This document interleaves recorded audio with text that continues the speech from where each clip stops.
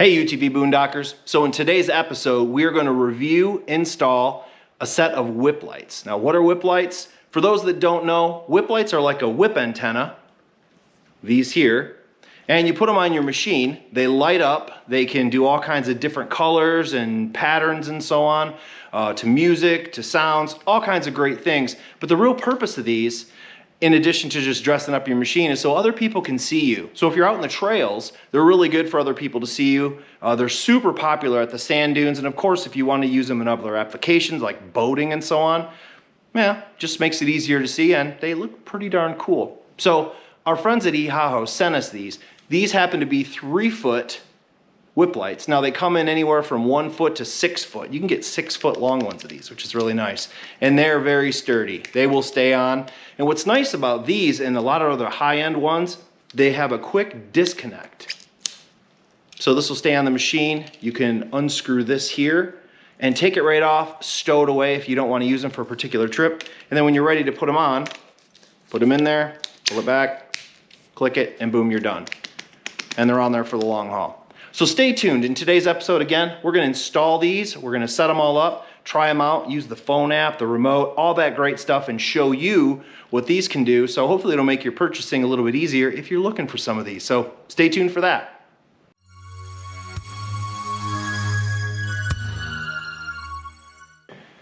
All right, so let's open this up and take a look at these.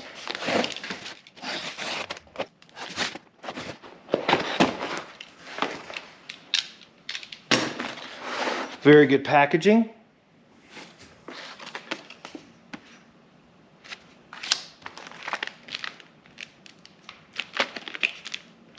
Remote control. Some flags.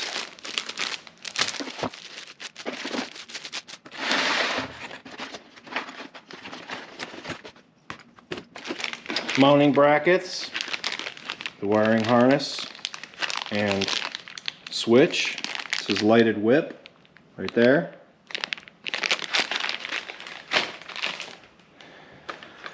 All right, well, we'll take a look at the instructions, double check everything, but I think overall this should be a pretty straightforward install. Another piece that's offered with this kit is the option to mount flags. Now they did give you 6 individual flags, 3 pair. These brackets here that come with it are to mount around the whip light themselves. These are clips that would go into the little grommets, and they'll clip into this, and then of course the hardware that are going to squeeze these together. So this is an optional piece if you wanted to put flags on. So once you get this kit, the first thing you're going to want to figure out is where do you want to put them. Now this is a general 4-seater.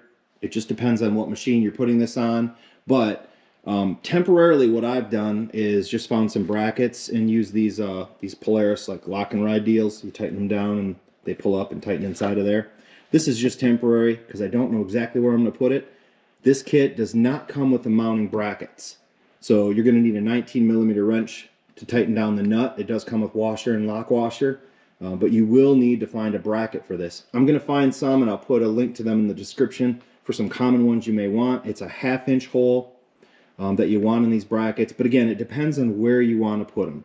At any rate, I put these in here temporarily just for illustration purposes to set this up so we could check them out.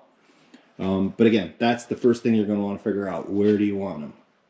Now once you've sorted out where you want these, then you can figure out all the rest of the other things you're going to need. Now, tools, you're definitely going to need, I like some wire snips, a tool for the wiring, to cramp down butt connectors and whatnot. I mentioned earlier a 19mm wrench to tighten up the bolts underneath of the actual whip lights themselves. Screwdrivers are going to be handy. You're going to need the flathead for sure to pry off places for your switch. You may need something like a Dremel to cut a hole, you know, in case you want to put one in an existing spot that doesn't allow you to do that. So consider that.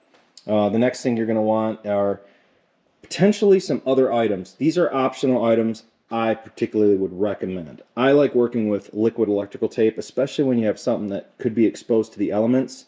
There's a few brands out there. This is just happened to be one that I have. I'll put a link to this in the description. But so butt connectors are another thing you're going to need to connect the wires together. What I like to do is if I go with butt connectors, I will throw a little liquid electrical tape in the ends to kind of keep water out and so on. There's also, these are some shrink tube deals you just put over the wires. You can shrink wrap them as well. Just use a lighter or something and heat it up and it'll shrink down. I bought this and I just keep it for all kinds of projects. I'll have a link to this in the description.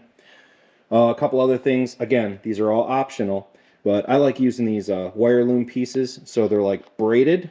They're not like the plastic ones with the grooves in them. I like these a little bit better.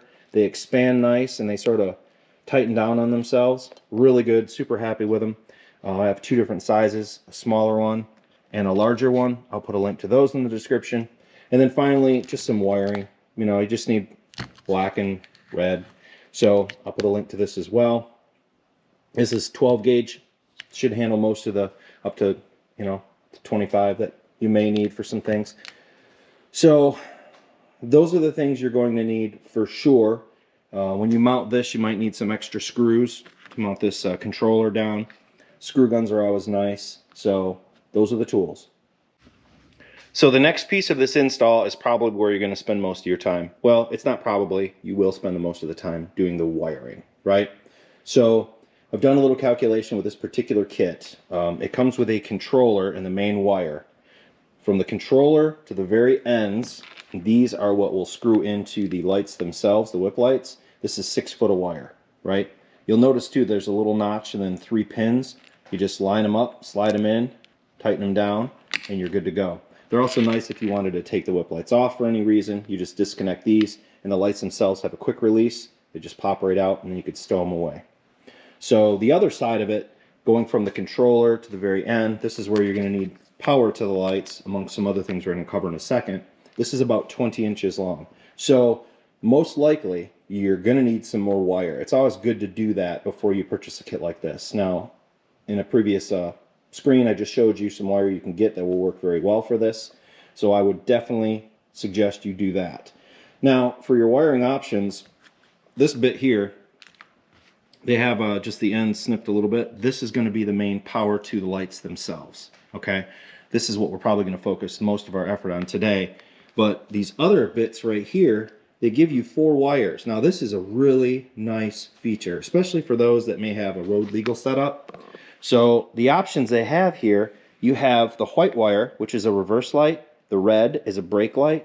The black is turn right, and the yellow is turn left. So this can be set up so your brake lights lighted up, your reverse lights, and your turn signals. That's really cool, actually, especially if you wanted to put this on a vehicle. Pretty slick. So if we get some time, I'll try to set some of that up. I don't have a turn signal kit, but if I could find the brake wire, I'll try to do that, and the reverse wire. We'll see. Mileage varies on that one. But again, we're going to focus on this for now. The other thing you're going to want to look at is the switch configuration. It gives you a nice switch. It says, you know, lighted whip on it, which is pretty sweet. This is a really standard switch. So if you get any of these online, they're all going to be basically the same kind of thing, right? So the reason I bring that up is hang on to this. If you already haven't received it with another kit, because they're all wired about the same, you have 2 orientations when you wire this up. You can wire one direct to the battery, or you could wire it up so it'll go right to your ignition. So when you turn your key on, then the switch gets power, and then your lights. The previous one I just mentioned would be power is always on your switch. I prefer to use the ignition wire, okay? So this one, they'll give you a wiring method B in this case, constant power supply. I don't really want to do that, but the layout is slightly different. So on this side, the accessory switching power supply. This is where you turn the key on and you get the power. This is how you're going to lay that out. Now they give you all the wires that you're going to need to do so. So quickly I'm going to wire that up and then we'll continue on. All right, so I've got this wired and I'm going to zoom right in here so you can see it. This is set up for the accessory powered model, okay?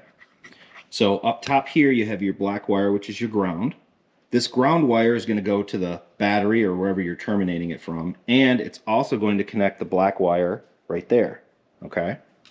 The other 2 positive wires, there's one at the very bottom. This bottom one here is going to go and connect up to your whip lights, that red wire right there.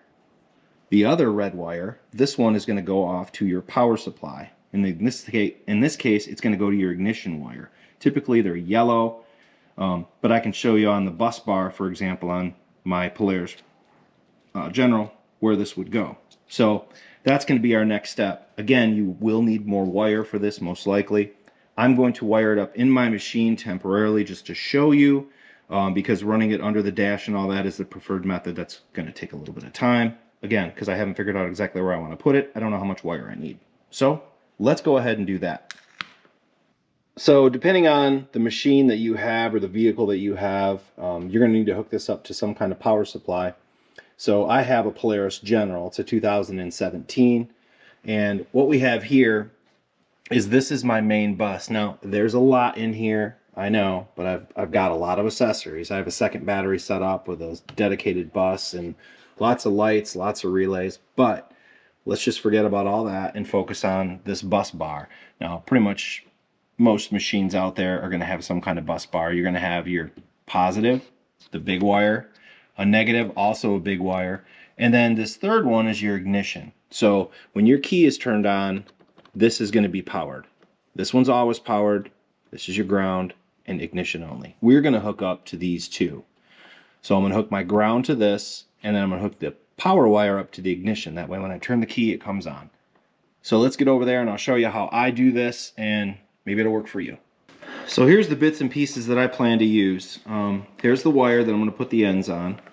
I've chose these ends right here. They're just crimp kind, and this will slide over. Just make sure it fits over that hole. There's a little 10mm nut. In my case, I'll loosen it up, slide this on, tighten it down, I'm good to go.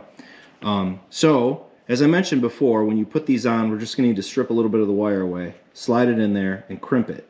And then it's a really good idea to put some liquid electrical tape in there. It takes a little while to dry. If you go that route, plan for the dry time. And then to finish it up, I like to put one of these shrink tubes over top of it. So what I'm going to do is take this little piece, cut it right about in half, and that should be plenty to go over top of the wire and everything that we need. So I'll snip that real quick. Boom. It's important to note too, if you go with this shrink tube, put it on first, because then after you probably won't be able to slide it on. Just make sure that it's large enough where it'll slide over top of this with no problem. So slide those on first. Don't ask me how I know. And then next you're going to crimp off just a little bit, just enough to go under there. And always pick your wire gauge. Some of you probably know this. I'm sorry if I'm boring you, but for those that don't, it's probably pretty helpful. Looks like I took a little bit of wire in that last one. Twist it up. Slide these guys on, easy peasy. I like to get the wire right to the edge there. And then last, give her a crimp. Hold it in place, make sure the wire is still there, and squeeze. Then wiggle it, make sure it doesn't come off. It's an important step that some miss. And I also like to orientate these so they're both flat, because I know where I'm going to put them. Hold it in place, crimp it, make sure it's good to go. And there you go. Now you'll remember my ground was here and then the accessory was over here. So they're set up that way. Slide this on over top. Slide this on over top. Then grab a lighter. Don't hold it in one place. It will melt it. So this will just make sure all the dust and moisture and whatnot does a good attempt to keep it out of there. And there you go. You got some cool custom connectors ready to go. So as we mentioned before, we're going to need to connect these all up to the switch. Now, if you look at the ends of these, they're flat like so. The other side of those looks like this. Now there's different colors. There's red, blue, and yellow. The blue is good for this size wire that we're working on. So what I'm going to do is, if you remember, one was to the power, that's your red. We're going to put one of those connectors on here. I'm going to put one of the connectors on this piece, and then I'm going to connect this ground that goes to the controller and this ground together and hook them up to one of them. The reason why is the ground up here is the ground for both the battery and the lights themselves. Each of these, one goes to your ignition and the other goes to the lights, which is why we're doing that. So I'm going to go ahead and do that. We'll be right back. So as you can see here, the top one is set to the ground, and the wire, the red wire in the middle here, is run up to the positive of the battery, and then the bottom red goes up to the wire that runs off to the controller box for the light. So this portion of it is all set. Last, we need to go under the hood and actually hook the wires up, and then we can turn it on and test it. Before you do that, just make sure the switch is off and your ignition's off, and make sure those wires don't touch. But when you hook this up and it's permanent, wrap this with electrical tape. Or you could use the liquid electrical tape. Either way, just give it some time to dry.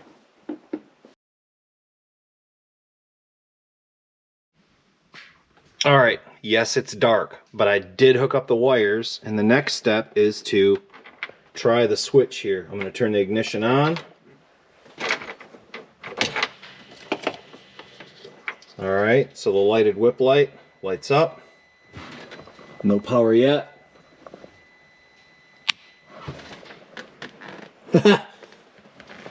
They work. And those are pretty darn slick. Check that out. So you have a couple options to control these lights. One, you can go to this QR code right there and download the app. Once you do so, the one thing it says you have to turn on is allow access to Bluetooth, which makes sense because they connect via Bluetooth over the controller. And then here's the app.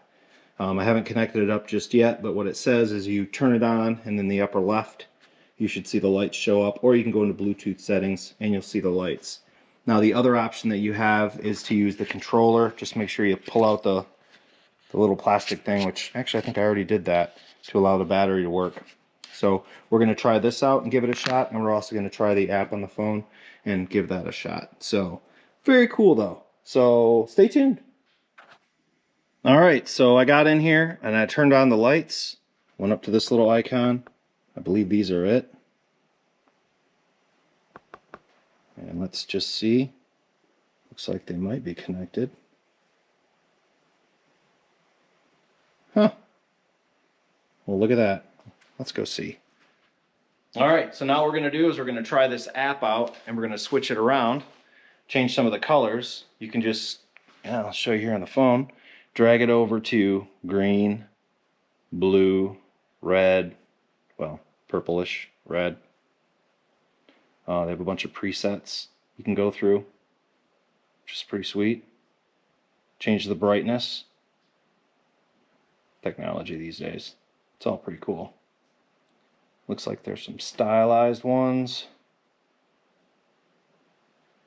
So you have a ton of different options in here. It's impressive with all the different things you have.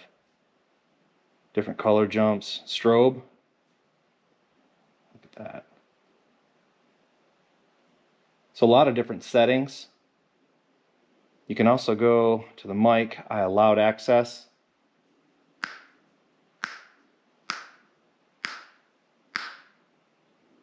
Pretty nice.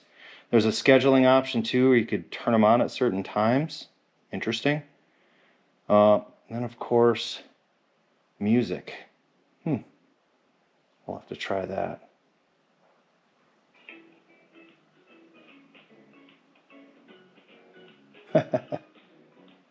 So there are a ton of features in here. And yeah, I played with it for a little too long there. So I'm going to cut this short so you guys can check it out when you get one of these. But it's very cool. Lots and lots of options. And that's a wrap. I hope this video was helpful for you. If it was, please take a minute and click that like button and consider subscribing if you like videos like this. Good luck on your search if you're interested in some of these whip lights. These were great. Link is in the description for all the products and the items that you might need. Thanks for watching.